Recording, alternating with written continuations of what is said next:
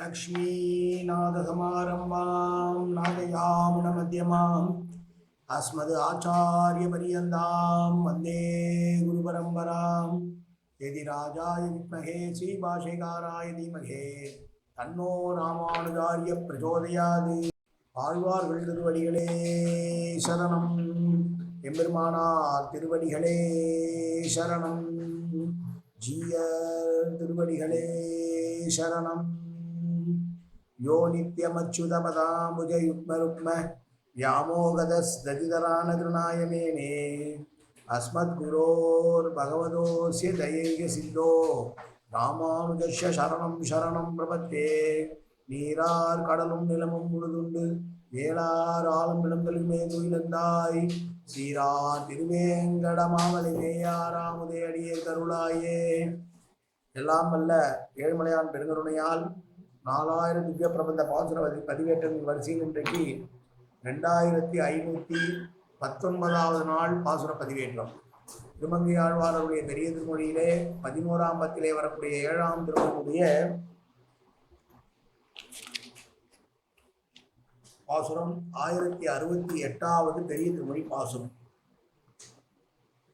இந்த பாசுரம் 4வது பாசுரம். இந்த 7ஆம் திருமொழியில முதல் 2 பாசுரங்கள் ஞானேந்திரியங்கள் என்று சொல்லக்கூடிய கண்ணை பற்றியும் காதை பற்றியும் பேசிய பாசுரம்.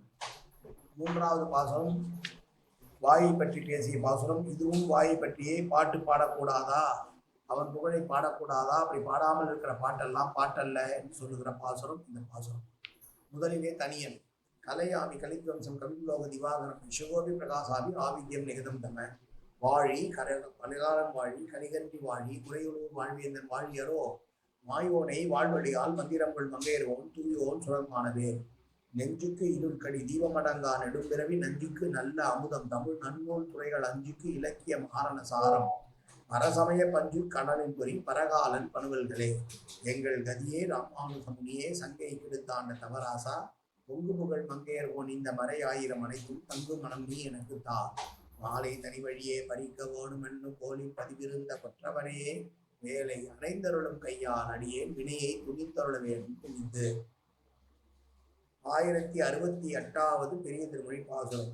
கூடா இரங்கனை கூறுகிறால் மார்பிடந்த ஓடா மடலரியை உம்பரர் கோமானி தோடார் நடுந்துழாய் மார்வனை ஆர்வத்தால் பாடாதார் பாட்டு என்றும் பாட்டு அல்ல கேட்டாமே.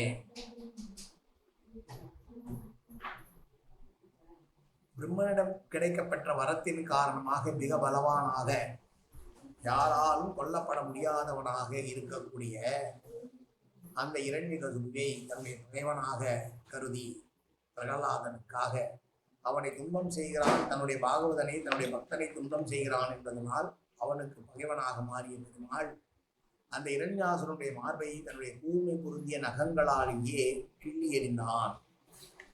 அந்த இரண்யனுடைய பராக்கிரமத்திற்கு பின்வாங்காத வீரம் பொருந்திய நரசிம்மமூர்த்தியானவன், நித்திய சூரியர்களுக்கெல்லாம் தலைவனானவன், இதழ்கள் மிக்க நறுமணம் உள்ளதான துளசி மாலையை தன்னுடைய மார்பிலே அணிந்துள்ள பெருமானை அன்புடன் பாடாதவர்களுடைய பாட்டுக்களானவை பாட்டுகளாக மாட்டா என்று நாம் பெரியோரிடத்திலே கேட்டிருக்கிறோம் என்று சொல்கிறார். ஓடா அடலரியை இளைஞனை கண்டு எல்லோரும் பின்வாங்கிய காலத்தில், அவனுடைய பலத்திற்கு சமமாக யாரும் இல்லாதிருந்த அந்த காலத்தில் அவனை கண்டு பின்வாங்காது இருந்த நரசிங்கம், எனவே ஓடாத அடலரியை என்று சொல்லுகிறார். நாட்டிலே அதே போல இந்த மாதிரி ஒரு உருவத்தை நாட்டில் பார்க்கவே முடியாது. மனித உடலும் சிங்க தலையுமானது நாட்டிலே நடையாடாத விலட்சணமான ஒரு சிங்கமாக எல்லாம் கொள்ளலாம். அப்படி நரசிங்க வடிவெடுத்தவனை அந்த பெருமாளை பாடாதவனுடைய பாட்டெல்லாம் பாட்டல்ல, வெறும் நரிகள் ஊழையிடுவது போலத்தான் அவைகள் இருக்குமே தவிர பெருமாளை பற்றி பாடிய பாடல்களே பாட்டுக்கள் என்று பெரியோர்கள் சொல்ல கேட்டிருக்கிறோம் என்கிறார் ஆழ்வார். இந்த பாசுரத்திலே மீண்டும் ஒரு முறை பாசுரத்தை அனுபவிப்போம்.